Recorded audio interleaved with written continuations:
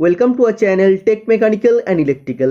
Human space flight centre HSFC का तरफ से जो रिक्रूटमेंट निकाल के आया था 2019 साल में टेक्नीशियन बी फिटर स्टूडेंट के लिए, इसका एग्जामिनेशन डेट डिक्लेयर हो गया था पहले ही 2020 साल में।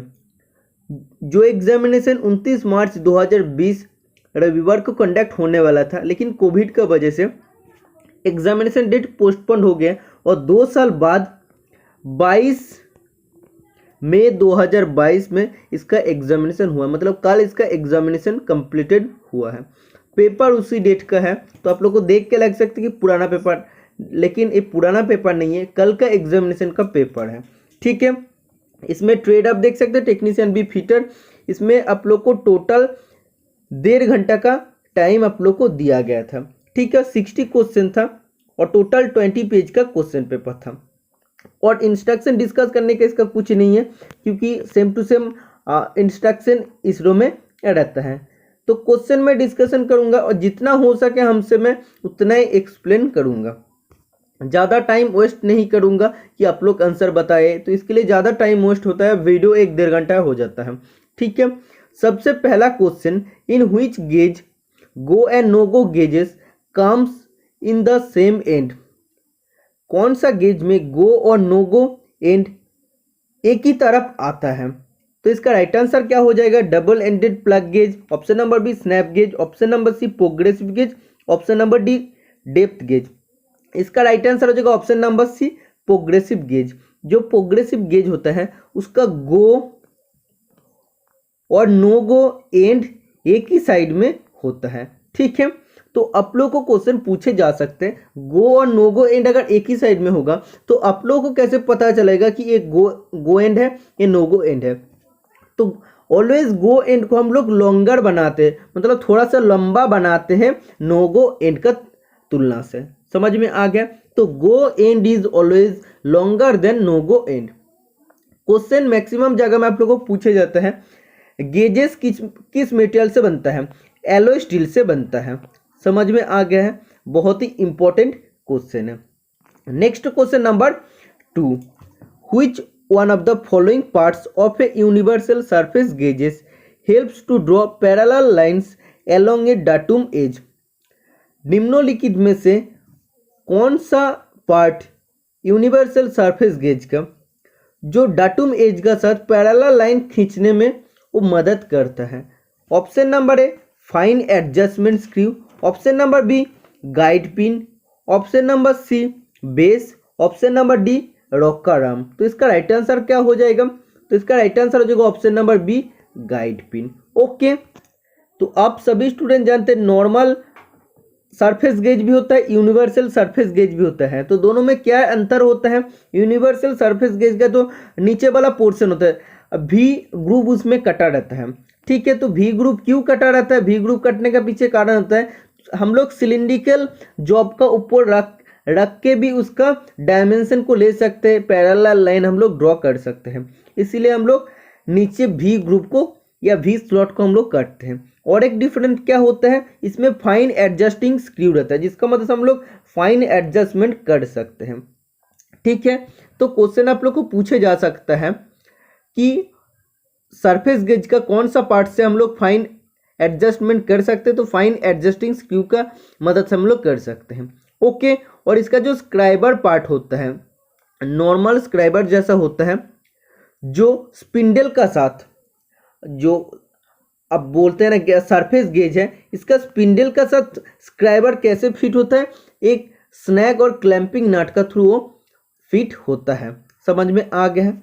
नेक्स्ट क्वेश्चन नंबर 3 नंबर का, which one of the following thread forms is provided in the threaded parts where the pressure acts on one flank of the thread during transmission। तो इसका मतलब क्या है? निम्नलिखित में से कौन सा थ्रेड का थ्रेडेड पार्ट्स जब पावर ट्रांसमिशन करता है तब प्रेशर एक ही फ्लैंक में काम करता है? तो आप सभी स्टूडेंट बट्रेस थ्रेड का नाम सुने हैं, जिसमें थ्रेड इस टाइप का होता है।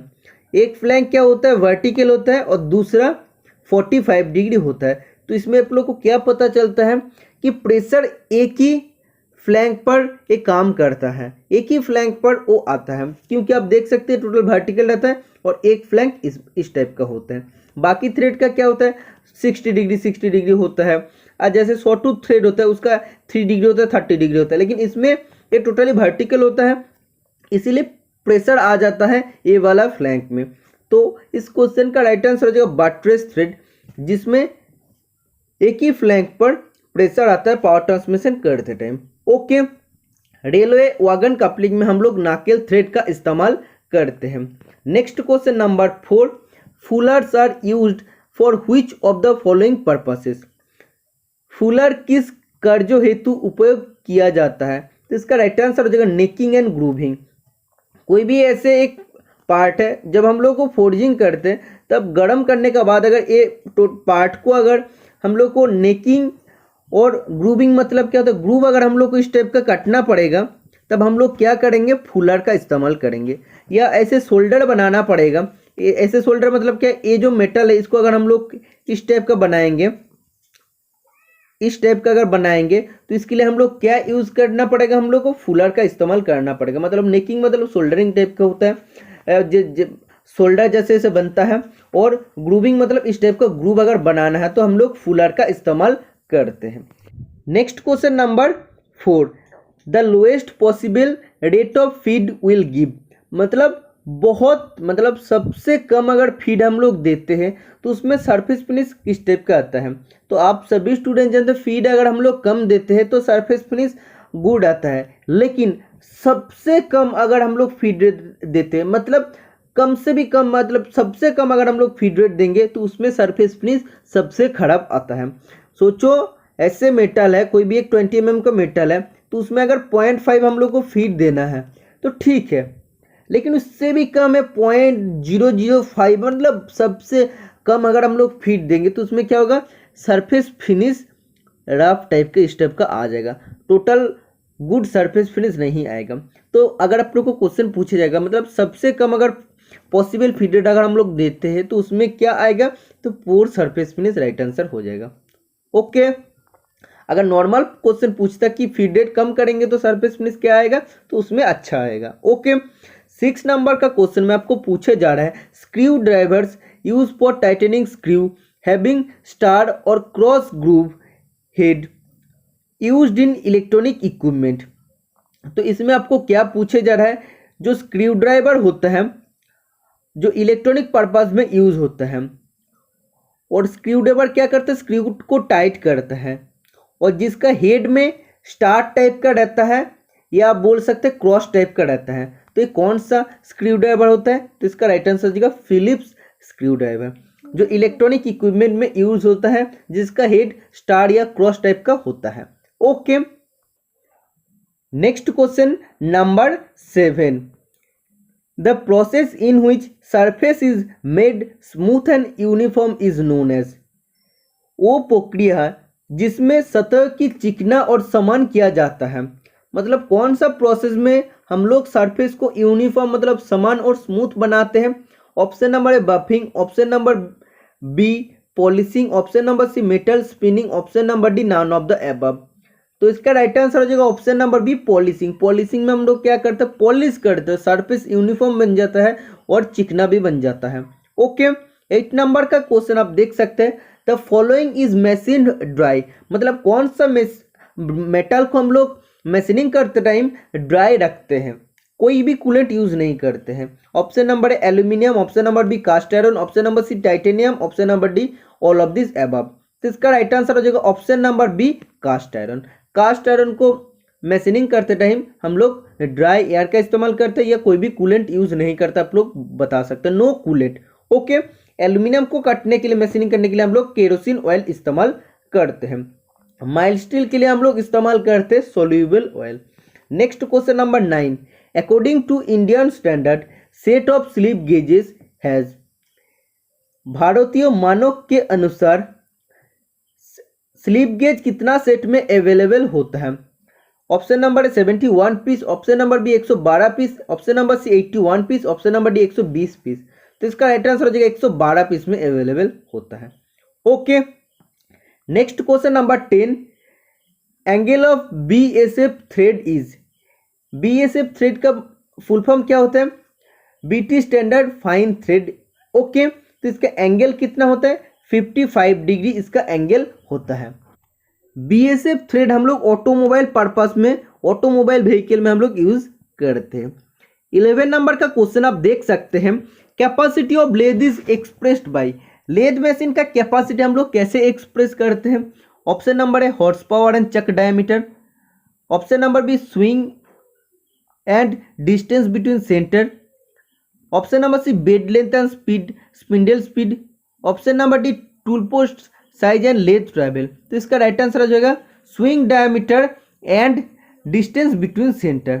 ओके, और भी बहुत सारा पॉइंट होता है सेंटर लेथ को कैपेसिटी को एक्सप्रेस करने का, जैसे हम लोग कितना मैक्सिमम डायमीटर को चक को उसमें लगा सकते हैं। ओके, वो स्पिंडल स्पीड का ऊपर भी हम लोग उसको कैपेसिटी ऑफ लेथ को एक्सप्रेस करते हैं। बहुत सारा इसका अलग अलग पॉइंट भी होता है। Okay, next question number 12, name the washer which is used to prevent vibration loosening of nut.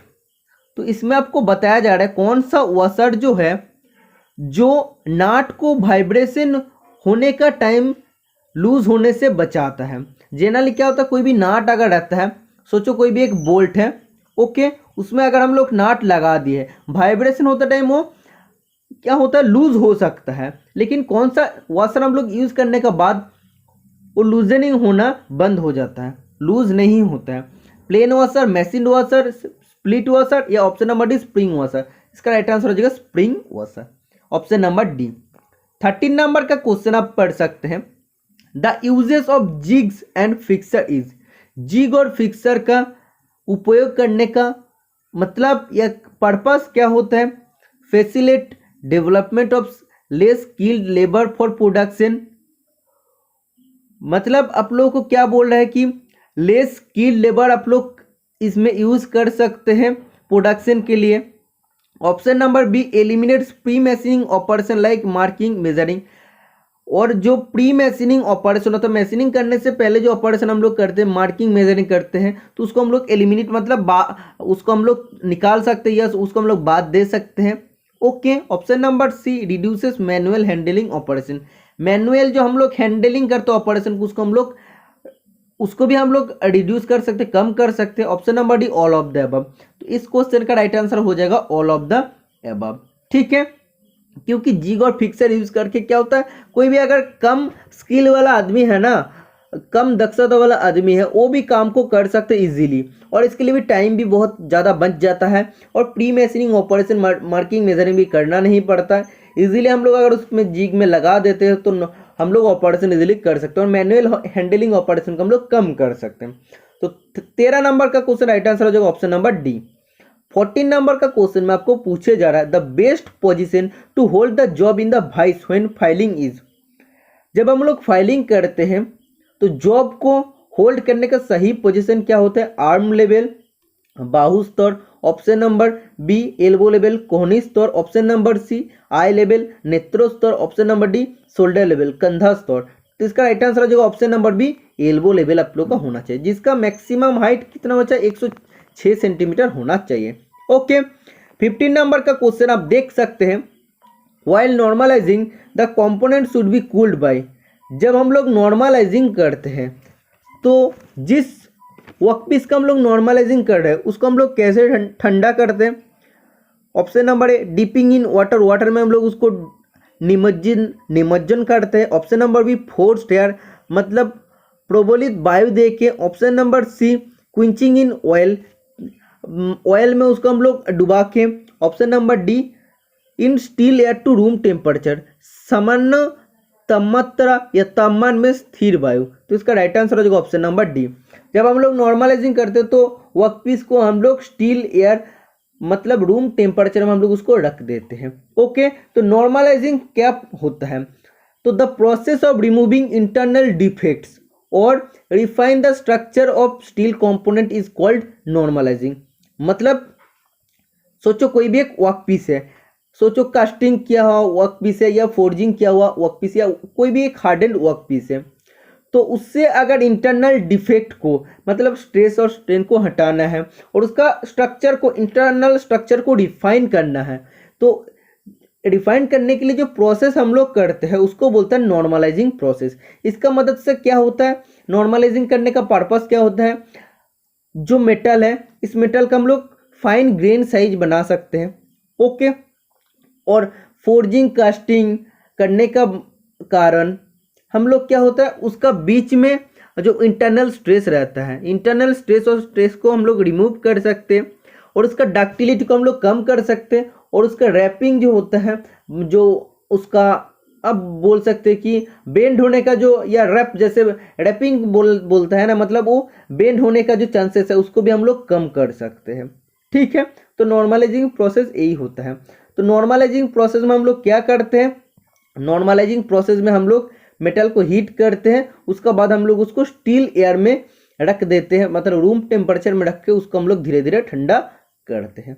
Okay, next question number 16, in heat treatment the sudden cooling of plain carbon steel after attaining the upper critical temperature is to, मतलब heat treatment process का दौरान जब हम लोग plane carbon steel को अपर critical temperature से ज़्यादा तापमात्रा में हम लोग उसको हीट करते हैं, उसका बाद उसको हम लोग सडन मतलब अचानक हम लोग उसको ठंडा कर देते हैं, तो क्या होता है, स्ट्रक्चर में परिवर्तन, इंप्रूव मैसिनेबिलिटी, मैसिनेबिलिटी बढ़ता है, या इंक्रीजेस टफनेस, टफनेस बढ़ता है। Option number C increases the hardness, hardness बढ़ता है। Option number D reduce the brittleness, brittleness कम होता है, मतलब भंगुड़ाता कम होता है। तो इसका राइट आंसर हो जाएगा option number C increases the hardness, hardness मतलब कठोरता बढ़ जाता है, क्योंकि सडन कूलिंग करने से कठोरता बढ़ जाता है, इसमें फाइन स्ट्रक्चर हम लोग को देखने को नहीं मिलता है। ओके, 17 नंबर का क्वेश्चन आप पढ़ सकते हैं, the type of snip used for trimming cylindrical और conical work in sheet metal is, sheet metal में जब हम लोग को सिलिंड्रिकल और कॉनिकल कोई भी वर्क को कटना पड़ता है तो किस टाइप का स्निप हम लोग यूज करते हैं, तो इसका राइट आंसर क्या हो जाएगा, लीवर शेयर या बेंड स्निप या कार्ड कटिंग मशीन या स्निप। तो स्निप तो हम लोग यूज करते हैं, इसमें स्निप का बारे में बताया गया, टाइप ऑफ स्निप पूछा है तो बेंड स्निप राइट आंसर हो जाएगा। Okay, snip generally two type का होता है, स्ट्रेट स्निप और बेंड स्निप। स्ट्रेट स्निप में हम लोग क्या करते हैं, जनरली स्ट्रेट लाइन को हम लोग काटते हैं या एक्सटर्नल वर्कपीस को काटते हैं, और कोई भी अगर लार्ज कार्व सरफेस होता है तो उसको हम लोग काटते हैं एक्सटर्नली। ओके, लेकिन बेंड स्निप में हम लोग क्या करते हैं, कोई भी इंटरनल अगर कार्व है, इनसाइड कार्व को हम लोग कार्व लाइन को काट सकते हैं, या कोई भी कार्व एजेस है उसको हम लोग ट्रिमिंग कर सकते हैं, जैसे सिलिंड्रिकल कॉनिकल वर्क को भी हम लोग काट सकते हैं। ओके, और बेंड स्निप का जो ब्लेड होता है वो कार्व टाइप का होता है। समझ में आ गया, बहुत ही इंपॉर्टेंट क्वेश्चन है। और अगर पूछे जाएगा कि स्निप का लेंथ हम लोग कैसे लेते हैं या स्पेसिफिकेशन कैसे करते हैं, तो इसका जो टोटल ओवरऑल जो लेंथ होता है वही होता है उसका स्पेसिफिकेशन, टोटल ओवरऑल जो लेंथ होता है। तो लेंथ क्या क्या होता है, 150 मिलीमीटर भी होता है, 200 मिलीमीटर भी होता है, 300 मिलीमीटर भी होता है, 400 मिलीमीटर भी इसका लेंथ होता है। 150, 200, 300, 400 इसका लेंथ होता है। ओके, मतलब जो पॉइंट से अगर आप लोग बोलते हैं लास्ट तक, मतलब ओवरऑल जो लेंथ होता है वही होता है उसका स्पेसिफिकेशन। समझ में आ गया है। 18 नंबर का क्वेश्चन अभी मैं ढूंढता हूं, क्योंकि 17 नंबर का क्वेश्चन अभी खत्म इसमें हुआ है।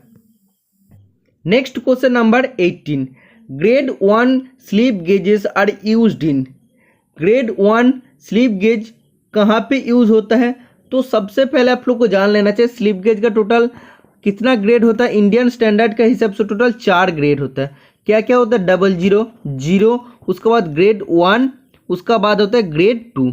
तो 00 मतलब क्या होता है, कैलिब्रेशन होता है, 0 मतलब होता है रेफरेंस, और 1 मतलब होता है इंस्पेक्शन, और 11 मतलब होता है वर्कशॉप पर्पस में। समझ में आ गया। सबसे पहले होता है कैलिब्रेशन, उसका बाद होता है रेफरेंस, उसका बाद होता है इंस्पेक्शन, उसका बाद होता है वर्कशॉप पर्पस में। तो ग्रेड 1 स्लिप गेज बोला है, मतलब इंस्पेक्शन रूम में हम लोग यूज करते हैं ग्रेड 1 स्लिप गेज।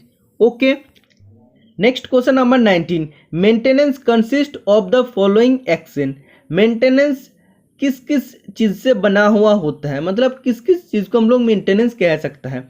तो रिप्लेसमेंट ऑफ कंपोनेंट, जो भी कंपोनेंट होता है उसका रिप्लेसमेंट करना, कंपोनेंट का रिपेयर करना, कंपोनेंट का सर्विस करना, तो तीनों ही होता है मेंटेनेंस में। तो इसीलिए इसका राइट आंसर हो जाएगा ऑप्शन नंबर डी, ठीक है। तो मेंटेनेंस किस किस चीज़ से होता है? Replacement of component, repair of component और सर्विस ऑफ द कंपोनेंट। समझ में आ गया? 20 नंबर का क्वेश्चन आप देख सकते हैं, बोला है you have to machine a flat surface on a work piece 2 metre in length, which of the following machine will you choose for this. मतलब 2 मीटर लेंथ वाला कोई भी एक जॉब सरफेस है, उसका सरफेस को अगर फ्लैट बनाना है तो फ्लैट बनाने के हम लोग कौन सा मशीन का इस्तेमाल करते हैं? प्लेनिंग मशीन का हम लोग इस्तेमाल करेंगे। Option number D right answer हो जाएगा। तो प्लेनिंग मशीन में हम लोग लंबा, जब कभी लंबा वर्क पीस का हम लोग उसमें प्लेन सरफेस, फ्लैट सरफेस हम लोग बना सकते हैं। 21 नंबर का क्वेश्चन में आपको पूछे जा रहा है, jenny calliper is also called as. Jenny calliper को और कौन सा नाम में जाना जाता है? इनसाइड कैलिपर या हर्माफ्रोडाइट कैलिपर या आउटसाइड कैलिपर या option number D none of the above. Jenny calliper का दूसरा नाम ऑडले कैलिपर, इसका दूसरा नाम हर्माफ्रोडाइट कैलिपर, इसका दूसरा नाम बेंटले कैलिपर। तो बहुत सारा अलग अलग नाम होता है। ऑप्शन के हिसाब से हर्माफ्रोडाइट कैलिपर राइट आंसर हो जाएगा। 22 नंबर का क्वेश्चन मैं आपको दिखाता हूं। अब देख सकते हैं 22 नंबर का question, which one of the following contents higher percentage of carbon. इसमें आपको टोटल 4 मेटल का नाम दिया गया है। इसमें से सबसे ज़्यादा कार्बन परसेंटेज किस में रहता है? Tool steel, low carbon steel, cast iron या हाई कार्बन स्टील। तो इसमें हाई कार्बन स्टील आपको बताया जा रहा है। हाई कार्बन स्टील में आप लोग कितना हो सकते हो? 1.5% तक कार्बन हो सकता है, लेकिन कास्ट आयरन में जो होता है उसमें 2 to 4% कार्बन रहता है। ओके, इसीलिए सबसे ज़्यादा कार्बन परसेंटेज कास्ट आयरन में होता है।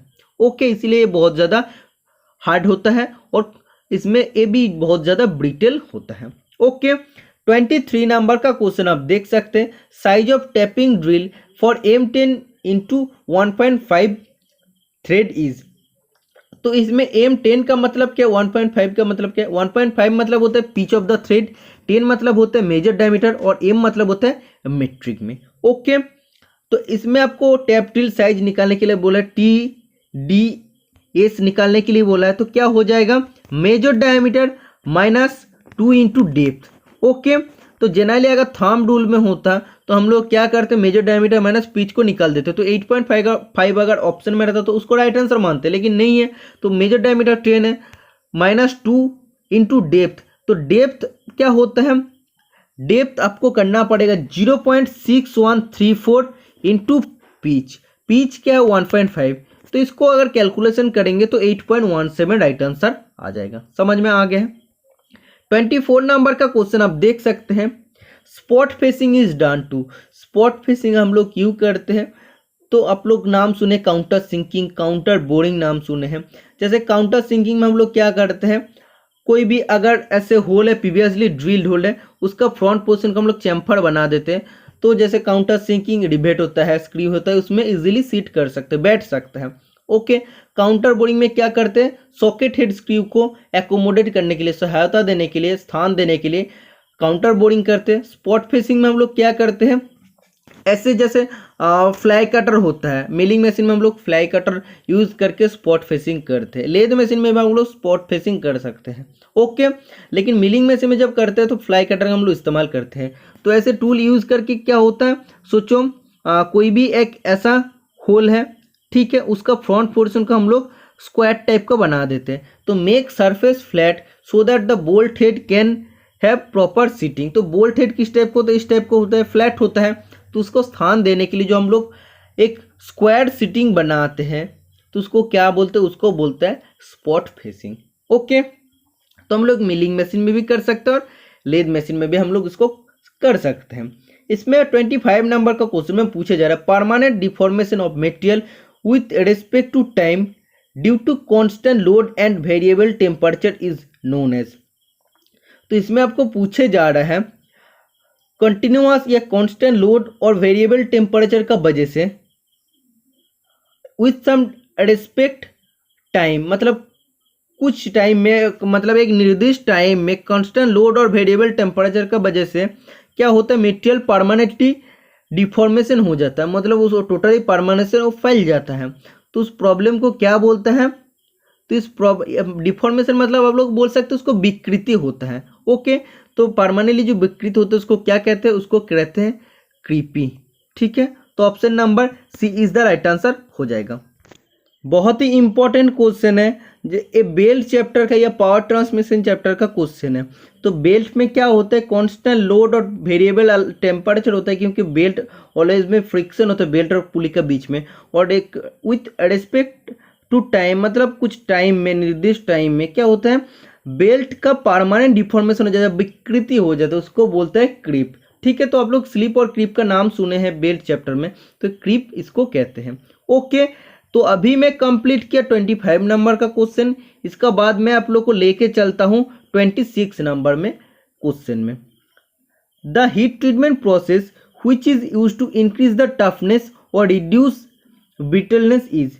हीट ट्रीटमेंट का वो प्रोसेस है जिसमें ब्रिटलनेस मतलब भंगुरा तो हम लोग कम करते हैं, और टफनेस को मतलब आप लोग जानते हैं टफनेस क्या होता है, तो चिमड़ापन जिसको कहते हैं, तो उसको हम लोग बढ़ाते हैं। तो इस प्रोसेस को क्या कहते हैं, इस प्रोसेस को एनेलिंग या केस हार्डनिंग या नॉर्मलाइजिंग या टेम्परिंग, तो टेम्परिंग राइट आंसर हो जाएगा। ओके, एनेलिंग में क्या करते हैं हम लोग, उसको मेटल को सॉफ्ट बनाते हैं, तो मैशिनेबिलिटी प्रॉपर्टी उसमें अच्छा होता है। नॉर्मलाइजिंग में हम लोग उसका फाइन ग्रेन स्ट्रक्चर बनाते हैं, डक्टिलिटी को कम करते हैं, इंटरनल स्ट्रेस और स्ट्रेन को रिलीव करते हैं। केस हार्डनिंग में क्या करते हैं, जो मेटल का कम कार्बन परसेंटेज होता है, तो उसका सरफेस को हम लोग क्या करते हैं, हार्ड बनाने के, सिर्फ सरफेस को हार्ड बनाने के लिए हम लोग केस हार्डनिंग करते हैं। ओके, 27 नंबर का क्वेश्चन आप देख सकते हैं, इसमें आपको पूछे जा रहे हैं 3 turners take 2 days to produce 30 pieces, how long does it take for 5 turners to produce 75 such pieces. तो इसका राइट आंसर क्या हो जाएगा, बहुत ही इजी एक फॉर्मूला होता है, M1 D1 T1 बटा W1 is equal to M2 D2 T2 बटा W2। तो M1 D1 T1 W1 इसका मतलब क्या होता है, M मतलब मेन कितना आदमी है, D मतलब डे कितना दिन है, T मतलब टाइम कितना घंटा है, और W मतलब वर्क कितना काम हुआ है। ठीक है, तो इसका हिसाब से अगर बैठाते हैं तो 3 टर्नर मतलब आदमी 3 है और 2 दिन टाइम लगता है, और कितना वर्क पीस प्रोड्यूस करता है, वर्क कितना बोला 30 वर्क पीस प्रोड्यूस करता है। ओके, नीचे अगर इक्वल टू क्या करना पड़ेगा, इसमें बोला है 5 टर्नर अगर काम करेगा कितना दिन काम करेगा, मतलब D2 निकालना पड़ेगा, और कितना वर्क पीस बनाएगा 75 वर्क पीस बनाएगा। ठीक है, तो इसको अगर आप लोग करते हैं तो D2 इज इक्वल टू क्या हो जाएगा, तो इधर 6, अगर इसको अगर कटेंगे तो 5 आ जाएगा। ओके, तो इसको अगर कटेंगे तो 25 आ जाएगा, इसको कटेंगे तो 5 आ जाएगा, तो D2 इज इक्वल टू आ जाएगा 5। ठीक है, मतलब 5 दिन का टाइम लगेगा 75 वर्क पीस बनाने के लिए 5 आदमी को। ओके, तो option number C right answer हो जाएगा इस क्वेश्चन का। 28 नंबर का क्वेश्चन आप देख सकते हैं, इसमें आपको पूछे जा रहा है बहुत इजी क्वेश्चन, बहुत बार मैं डिस्कशन किया हूँ। The principle of interchangeability is normally employed for. Interchangeability का प्रिंसिपल नॉर्मली क्या होता है, तो ये तो जनरली मास प्रोडक्शन में यूज होता है, आप सभी स्टूडेंट जानते हैं, मतलब एक पार्ट का साथ दूसरा पार्ट इंटरचेंजेबल हो सकता है, तो ये मास प्रोडक्शन में होता है। और प्रोडक्शन ऑफ आइडेंटिकल पार्ट मतलब सेम टू सेम पार्ट हम लोग बना सकते हैं इस प्रोसेस या इसका प्रिंसिपल में। और parts with in the prescribe limit of sizes, part जो बनता है वो एक लिमिट ऑफ साइज में वो बनता है। तो इंटरचेंजेबिलिटी का प्रिंसिपल क्या हो जाएगा, ऑल ऑफ द अबव हो जाएगा। इसका 3 ही प्रिंसिपल होता है। Okay, next question number 29, which of the following are included in finishing operation.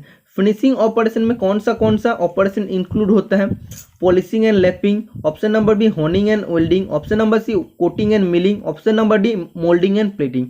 तो फिनिशिंग ऑपरेशन मतलब आप लोग जानते हैं पॉलिशिंग होता है, जिसमें हम लोग सरफेस को स्मूथ बनाते हैं और प्लेन बनाते हैं, पहले मैं आपको बताया हूं। और लैपिंग होता है एक precision surface finish operation. Okay, तो option number A right answer हो जाएगा।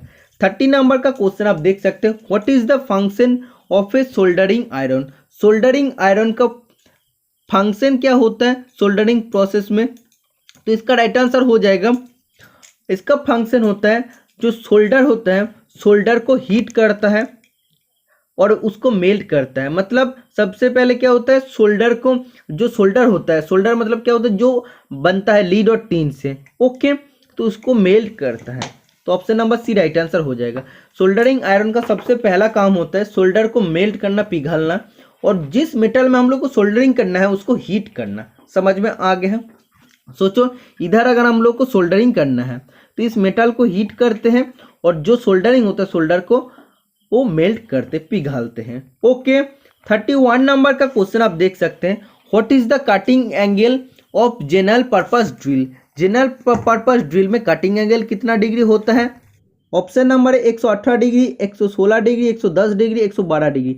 कटिंग एंगल मतलब होता है ड्रिल का पॉइंट एंगल। ठीक है, तो इस टाइप का जो ड्रिल होता है इसका पॉइंट एंगल कितना होता है? पॉइंट एंगल होता है 118 डिग्री जनरल पर्पस में। तो आप लोग को सबसे पहले जानना चाहिए पॉइंट एंगल किसका ऊपर डिपेंड करता है? जो मटेरियल में हम लोग ड्रिलिंग करने जा रहे हैं उसका हार्डनेस का ऊपर डिपेंड करता है। अगर मटेरियल ज़्यादा हार्ड होता है उसका पॉइंट एंगल ज़्यादा होगा, 118 से ज़्यादा होगा, और मटेरियल अगर सॉफ्ट है तो 118 से कम होगा पॉइंट एंगल। ठीक है, तो जनरल पर्पस मतलब क्या होता है? माइल्ड स्टील या जिसको कहते हैं लो कार्बन स्टील, इसके लिए हम लोग 118 डिग्री पॉइंट एंगल रखते हैं। अगर कास्ट स्टील का बात करते हैं तो क्या हो जाएगा? वो पॉइंट एंगल भी बढ़ जाएगा क्योंकि ज़्यादा हार्ड होगा इसीलिए। ओके, एल्यूमिनियम अगर बोलेगा तो पॉइंट एंगल कम होगा। ओके, और ड्रिल का कुछ एंगल होता है जैसे चीजेल एज एंगल, वो होता है 55 डिग्री। जैसे ड्रिल ग्राइंडिंग गेज होता है उसका एंगल होता है 121 डिग्री। क्लियरेंस एंगल होता है 8 से 12 डिग्री। ओके, और लीप एंगल होते हैं 59 डिग्री। लीप एंगल कैसे निकालना पड़ता है? लीप एंगल निकालने के लिए आप लोग को क्या करना पड़ेगा? जो कटिंग एंगल होता है ना, इसका अगर आधा करते तो इसको बोलते हैं लीप एंगल। तो 118 को अगर आधा करते तो कितना आएगा? 59 डिग्री आएगा। तो लीप एंगल 59 डिग्री होता है। 32 नंबर का क्वेश्चन आप देख सकते हैं। Name the files for making narrow group.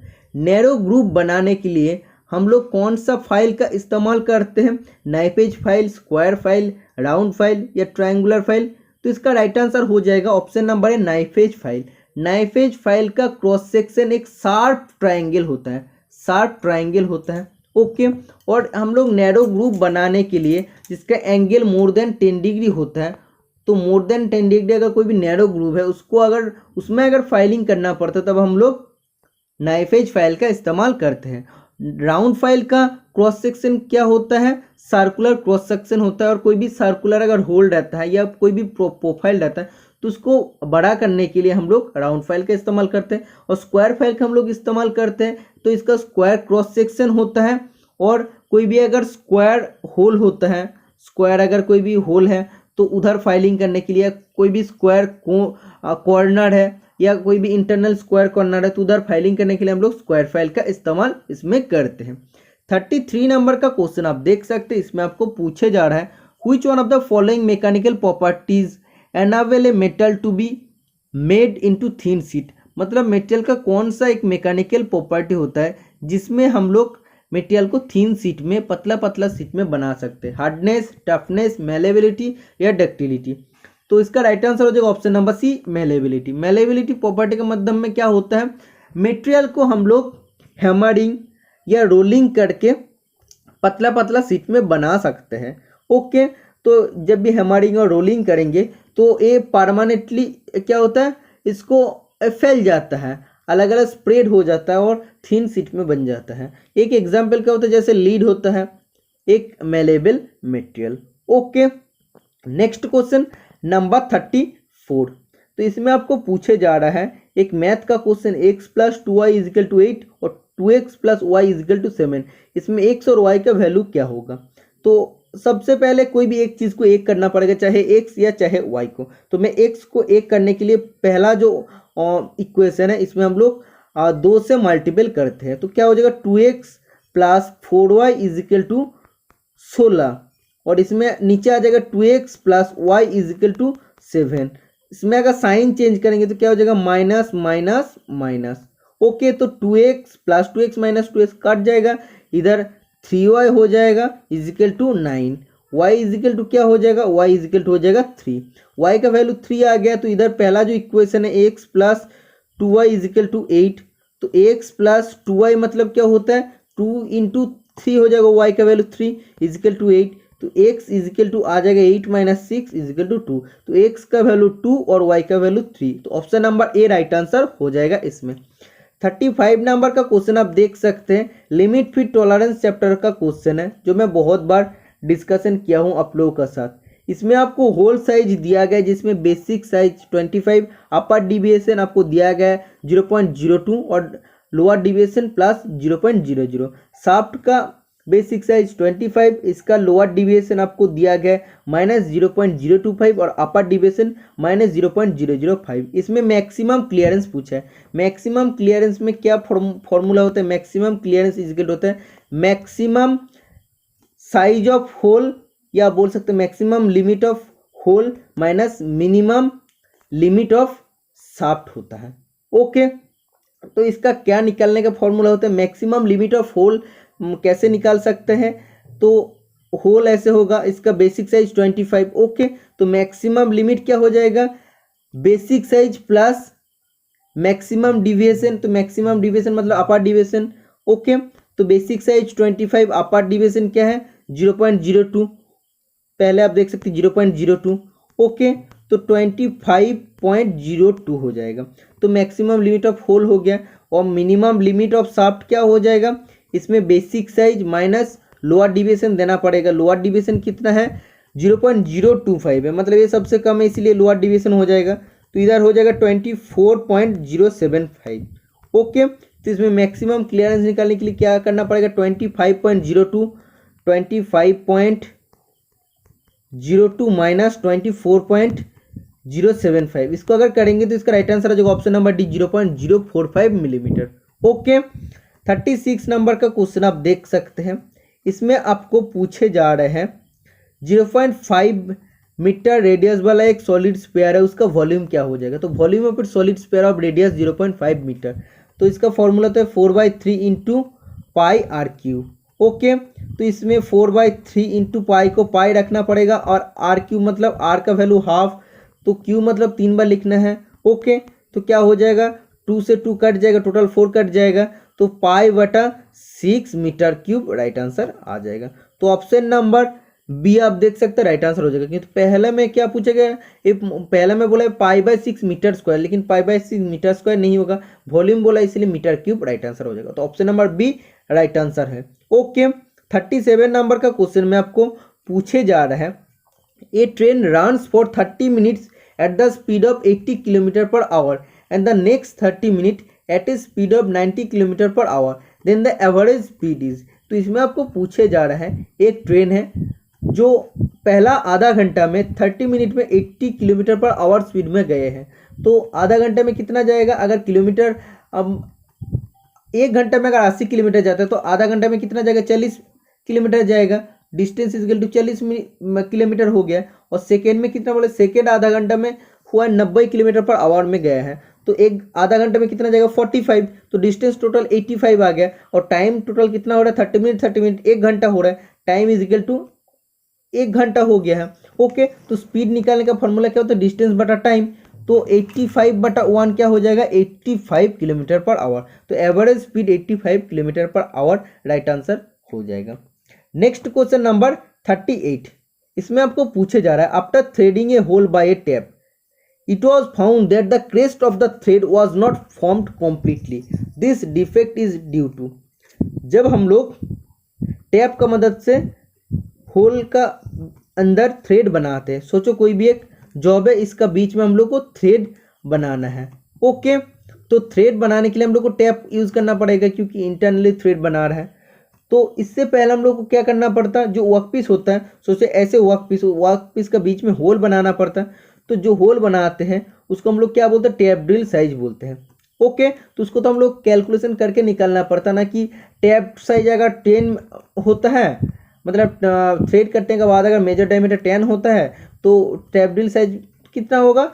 थोड़ा सा कम होगा, 8.17 का आसपास होगा। ओके, मतलब इतना साइज का होल बनाना पड़ता है। अगर इससे ज़्यादा अगर हम लोग साइज का होल बना देते, सोचो अगर 8.17 से अगर 8.5 बना देते हैं या 9 बना देते, तो क्या होल बड़ा हो जाएगा? ओके, होल बड़ा होने की वजह से क्या होगा? अगर हम लोग इसमें टैप घुसाएंगे तो प्रॉपरली थ्रेड फॉर्म नहीं हो पाएगा। ओके, तो इसलिए आपको इधर यही पूछा गया, जब हम लोग टैप से थ्रेड बनाते होल में तब उसमें क्रेस्ट ठीक से फाउंड नहीं हो पाता है। तो ये इसका कारण क्या होता है? जो होल हम लोग बनाते हैं होल ओवरसाइज हो जाता है टैप ड्रिल साइज से। ओके, अगर ये जो जॉब है इसमें अगर हम लोग को 8.17 का होल बनाना होता है, ठीक है, तो इसमें जब थ्रेड कटेंगे तो क्रेस्ट और रूट अच्छा से फॉर्म हो पाएगा। लेकिन यही जॉब में अगर उसका होल को साइज बना दे तो 9 mm बना देते हैं, तो टैप क्या होता है उसमें ढीला टाइप का होगा और अच्छा से क्रेस्ट और रूट को उसमें बना नहीं पाएगा। इसीलिए इसका राइट आंसर जो hole size slightly more than the tap drill size से अगर होल साइज थोड़ा सा बड़ा हो जाएगा तो ये प्रॉब्लम आता है। 39 नंबर का क्वेश्चन में आपको पूछे जा रहा है, name the file which is used for sharpening teeth of would working saw. मतलब जो हैक्सो हम लोग यूज़ करते हैं लकड़ी कटने के लिए, उसका टीथ को शार्पनिंग बनाने के मतलब बहुत ज़्यादा उसको तेज बनाने के लिए या शार्प बनाने के लिए हम लोग कौन सा फाइल का इस्तेमाल करते हैं, तो इसका राइट आंसर हो जाएगा मिलशॉप फाइल।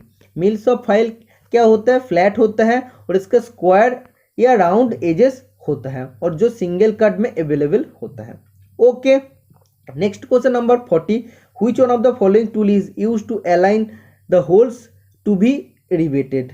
मतलब कोई भी दो प्लेट अगर हम लोग को जोड़ना पड़ता है, दो प्लेट को जोड़ने के लिए हम लोग क्या करते हैं, रिवेट का इस्तेमाल करते हैं, ठीक है। तो ये रिवेटिंग करने से पहले ये जो दो प्लेट है, दो प्लेट के बीच में होल बनाना पड़ता है, तो दोनों होल को एक लाइन में लाने के लिए हम लोग एक टूल इसमें डाल देते हैं। इसमें टूल जो डालते हैं इसको क्या कहते हैं, इस टूल को जब भी डालेंगे तो ये दोनों प्लेट का होल बराबर आ जाएगा, एक ही जगह में आ जाएगा। तो इस टूल को क्या कहते हैं, ड्रिप टूल कहते हैं, DRIFT। ओके, 41 नंबर का क्वेश्चन आप देख सकते हैं, while thread cutting on a lathe by using single point cutting tool the tool moves in a path called as. जब हम लोग सिंगल पॉइंट कटिंग टूल देके लेथ मशीन में थ्रेड कटते हैं तो टूल जैसे मूव होता है, इस मूवमेंट को क्या कहते हैं, हेलिकल मूवमेंट या हेलिक्स मूवमेंट कहते हैं। तो option number D right answer हो जाएगा। 42 नंबर का क्वेश्चन आप देख सकते हैं, इसमें आपको पूछे जा रहा है, which one of the following is the solid carburizing material. तो आप सभी स्टूडेंट जानते हैं कार्बोराइजिंग किसमें होता है, तो ये सरफेस हार्डनिंग प्रोसेस होता है जिसमें केस हार्डनिंग होता है। सबसे पहले केस हार्डनिंग होता है, सोचो कोई भी एक वर्कपीस है जिसका कार्बन परसेंटेज 0.15%, मतलब बहुत कम कार्बन परसेंटेज होता है।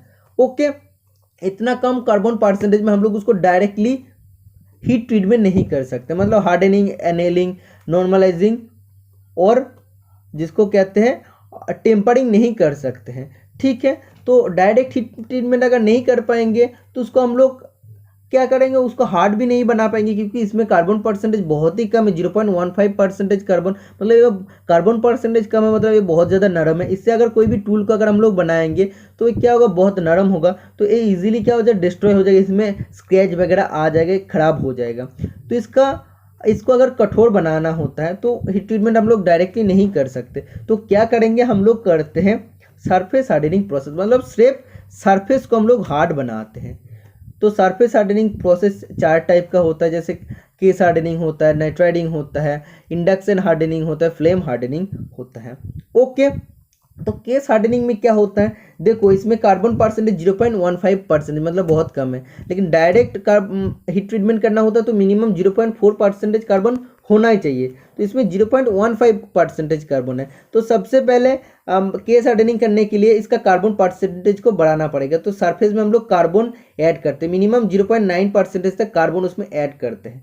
ओके, उसका बाद हम लोग उसको आप क्या करते हैं, हीट करते हैं और उसको कूलिंग करते हैं, उसका बाद उसका सिर्फ सरफेस हार्ड बन जाता है। ओके, तो ये प्रोसेस होता है case hardening process.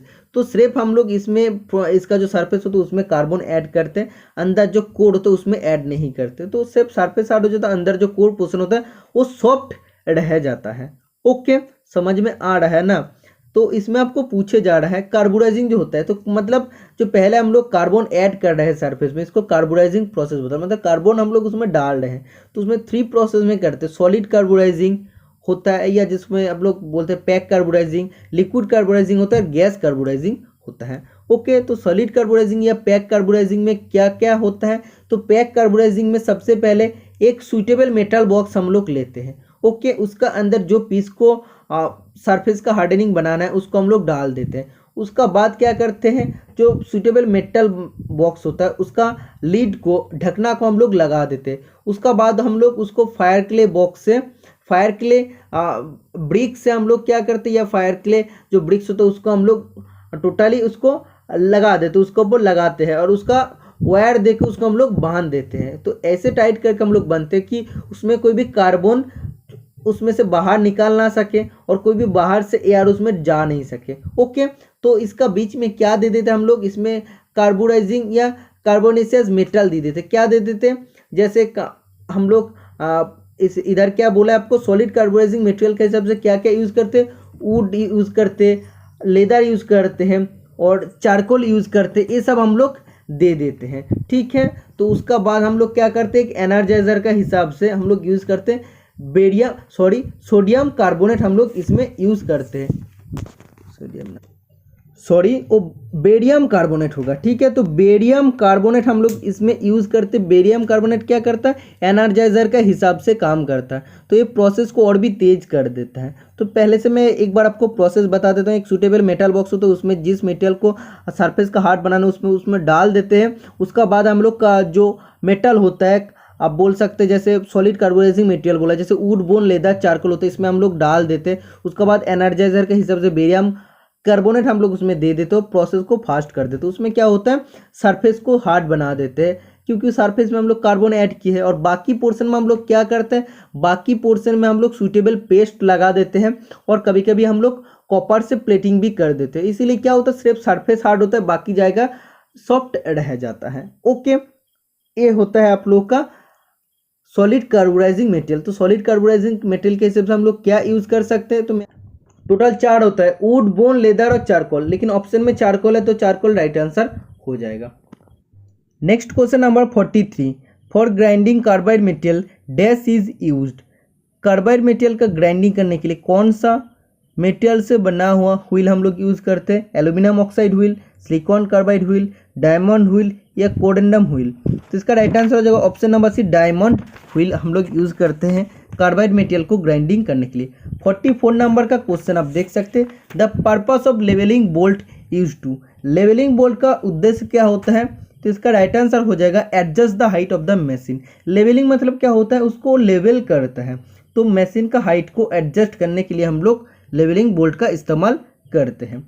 Okay, 45 number का क्वेश्चन आप देख सकते हैं, bench vices are specified by. Bench vice को हम लोग कैसे स्पेसिफाई करते हैं, तो इसका राइट आंसर क्या हो जाएगा, option number B right answer, A right answer हो जाएगा the width of the jaw.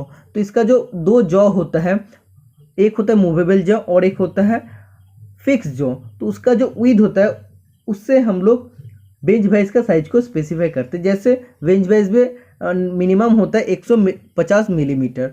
Okay, तो कभी कभी क्वेश्चन आता है फिक्स जॉ और मूवेबल जॉ किस मटेरियल से बनता है, कास्ट आयरन और कास्ट स्टील से बनता है। ओके, और इसका जो जॉ प्लेट होता है या हार्ड जॉ जो होता है, तो एक किस मटेरियल से बनता है, टूल स्टील से बनता है। बहुत ही इंपॉर्टेंट क्वेश्चन है।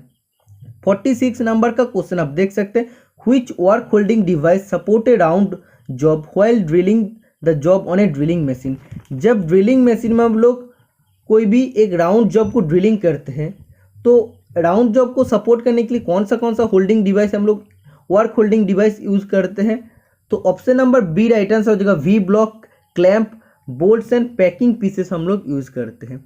तो वी ब्लॉक तो हम लोग यूज़ करते हैं, उसमें तो स्लॉट रहता है, वी स्लॉट में जो 90 डिग्री होता है उसमें हम लोग राउंड जॉब को प्लेस कर सकते हैं। वी ब्लॉक में हम लोग कौन सा, आप बोल सकते हैं कि कौन सा क्लैंप का यूज़ करते हैं, तो वी ब्लॉक में हम लोग यूज़ करते हैं यू क्लैंप का। यू टाइप का एक क्लैंप होता है, उसमें बोल्ट रहता है, पैकिंग पीसेस रहता है। ओके, तो आप लोग का क्वेश्चन आ सकता है वी ब्लॉक में हम लोग कौन सा क्लैंप का यूज़ करते हैं, यू क्लैंप का हम लोग यूज़ करते हैं। ओके, और एक चीज़ आप लोग को जानना पड़ेगा, वी ब्लॉक का स्पेसिफिकेशन आपको पूछे जाएगा, तो वी ब्लॉक को हम लोग स्पेसिफिकेशन या डेजिग्नेशन कैसे करते हैं, वी ब्लॉक का जो नॉमिनल साइज होता है या लेंथ होता है उससे कितना मिलीमीटर है वो, और मिनिमम और मैक्सिमम डायमीटर कितना वर्कपीस को होल्ड कर सकते, क्लैंप कर सकते, वो देना पड़ेगा, और उसका ग्रेड और उसका नंबर ऑफ कोरिस्पॉन्डिंग, उसका ग्रेड क्या है, वी ब्लॉक ए है या बी है। वी ब्लॉक ए का साइज होता है 100 मिलीमीटर, इसका बी ग्रेड का साइज होता है 300 मिलीमीटर। ओके, उसका बाद आपको लास्ट में IS नंबर देना पड़ता है। ओके। 47 नंबर का क्वेश्चन आप देख सकते हैं, after hardening process the metal becomes more. Hardening process जब भी करेंगे उसके बाद मेटल बहुत ज़्यादा ब्रिटल मतलब भंगुर बन जाता है। समझ में आ गया। 48 नंबर का क्वेश्चन आप देख सकते हैं, इसमें पूछा है a micrometer having negative error of 0.03 millimetre shows a reading of 25.52 millimetre, the correct dimension is. मैं आप लोगों को पहले ही बताया हूँ, जब नेगेटिव बोलेगा तब ऐड करना पड़ेगा, जब पॉजिटिव बोलेगा तब माइनस करना पड़ेगा। तो जो मेन रीडिंग है इसका साथ अगर आप लोग नेगेटिव बोला तो प्लस कर देंगे 0.03 को, तो राइट आंसर आ जाएगा 25.55 मिलीमीटर। ओके। 49 नंबर का क्वेश्चन आप देख सकते हैं, इसमें आपको पूछे जा रहा है cyaniding and nitriding are two methods of. Cyaniding और नाइट्राइडिंग दो प्रोसेस होता है केस हार्डनिंग का। मैं आप लोग को पहले बताया हूँ केस हार्डनिंग क्या प्रोसेस होता है। इसका बाद आपको पूछे जा रहा है for effective cutting of steel with hand hacksaw which one of the following coolant is suitable. जब हम लोग स्टील को हैंड हैक्सो से काटते हैं तो कौन सा कूलेंट हम लोग यूज़ करते हैं, तो इसका राइट आंसर हो जाएगा काटिंग ऑयल हम लोग यूज़ करते हैं। एल्यूमिनियम को काटने के लिए हम लोग केरोसिन ऑयल यूज़ करते हैं। 51 नंबर का क्वेश्चन में आपको पूछे जा रहा है SWL मीन्स। SWL का फुल फॉर्म होता है safe working load. Okay. Next question number 52, the best example for splash lubrication. Splash lubrication total 3 type का लुब्रिकेशन होता है। एक होता है ग्रेविटी फीड लुब्रिकेशन, दूसरा होता है फोर्स फीड लुब्रिकेशन और तीसरा होता है स्प्लैश लुब्रिकेशन। तो स्प्लैश लुब्रिकेशन का एग्जाम्पल होता है रिंग लुब्रिकेटर या चेन ऑयलर, रिंग ऑयलिंग, ये सब एग्जाम्पल होता है। अगर ग्रेविटी फीड का बात करते हैं तो wick feed lubricator right answer हो जाएगा एग्जाम्पल, और फोर्स फीड का बात करते हो तो grease gun, oil gun right answer हो जाएगा। ओके। 30 क्वेश्चन का स्प्लैश फीड लुब्रिकेशन बोला तो रिंग लुब्रिकेटर राइट आंसर हो जाएगा। 53 नंबर का क्वेश्चन में आपको पूछे जा रहे हैं point to point control system is suitable for which one of the following application. Point to point control system कौन सा एप्लीकेशन में एप्लीकेबल होता है, तो जब हम लोग ड्रिलिंग करते हैं तो पॉइंट टू पॉइंट, एक हम लोग तो पहले ड्रिलिंग करने से पहले क्या करते हैं सेंटर पंच मार देते हैं, और ड्रिल का जो कटिंग पॉइंट होता है तो पॉइंट टू पॉइंट कॉन्टैक्ट होके ऑपरेशन करते हैं, इसलिए ड्रिलिंग होता है point to point cutting application. Okay. तो drilling is the right answer हो जाएगा। 54 नंबर का क्वेश्चन में आपको पूछे जा रहा है the tensile strength of a material is its ability to resist fracture when subjected to tensile load. Tensile strength of metal are expressed in. Tensile strength क्या होता है कि मेटल का एबिलिटी होता है कितना टेंसाइल लोड को वो रेजिस्ट कर सकते हैं बिना फ्रैक्चर होके। ओके। तो इस टेंसाइल स्ट्रेंथ को हम लोग कैसे एक्सप्रेस करते हैं, न्यूटन पर मिलीमीटर स्क्वायर राइट आंसर हो जाएगा। कभी कभी केजी पर मिलीमीटर स्क्वायर भी दिया रहता है, न्यूटन पर मीटर स्क्वायर भी दिया रहता है, तो अभी इस क्वेश्चन के हिसाब से न्यूटन पर मिलीमीटर स्क्वायर राइट आंसर हो जाएगा। 55 नंबर का क्वेश्चन में आपको पूछा जा रहा है which one of the following equipment is used in the shop floor for checking of the form that is being turned. मतलब जब हम लोग वर्कशॉप में काम करते हैं तो कोई भी जॉब हम लोग जब टर्निंग करते हैं तो उसको चेक करने के लिए हम लोग क्या यूज़ करते हैं, तो वर्कशॉप में हम लोग उसको टेम्पलेट यूज़ करते हैं। तो टर्निंग करने के बाद उसको चेक करने के लिए हम लोग सबसे इजी प्रोसेस होता है टेम्पलेट यूज़ करना वर्कशॉप में। ओके। 56 नंबर का क्वेश्चन आप देख सकते हैं, इसमें आपको पूछे जा रहा है how do you recognise a drill for soft material. तो आपको कैसे पता चलेगा कि ये सॉफ्ट मटेरियल के लिए ड्रिल है, कैसे आप पहचान पाएंगे, तो लार्ज हेलिक्स एंगल जब होगा तब हम लोग को पता चलेगा, क्योंकि आप लोग जानते हैं जो रेक एंगल होता है। ओके। रेक एंगल 3 टाइप्स का होता है, H, N और S।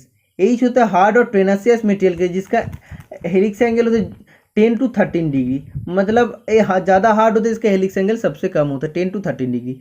और N मतलब होता है नॉर्मल जो स्टील होता है या नॉर्मल कार्बन स्टील, जैसे लो कार्बन स्टील होता है, इसके लिए हेलिक्स एंगल कितना होता है 18 से 30 डिग्री होता है, क्योंकि आप लोग जानते हैं जनरल पर्पस के लिए हेलिक्स एंगल 27.5 डिग्री होता है। तो जनरल पर्पस में आप लोगों का नॉर्मल पर्पस में या बोल सकते हैं माइल्ड स्टील या लो कार्बन स्टील के लिए कितना होता है हेलिक्स एंगल वेरी करता है 18 से 30 डिग्री का बीच में। और सॉफ्ट और टफ मटेरियल के लिए कितना हेलिक्स एंगल होता है 35 to 40 डिग्री का बीच में हेलिक्स एंगल होता है। तो आप लोगों को कैसे पता चलेगा कि सॉफ्ट मेटल, जब हेलिक्स एंगल लार्ज होगा मतलब बहुत ज़्यादा होगा।